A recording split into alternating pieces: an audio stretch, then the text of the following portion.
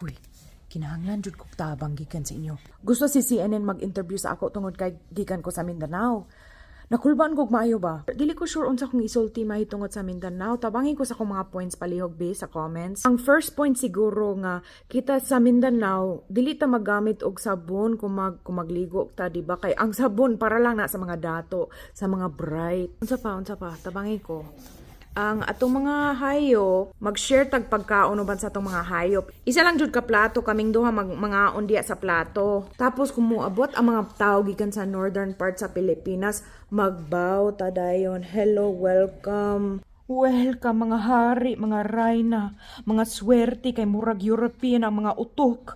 Nakuha ba nako tanan?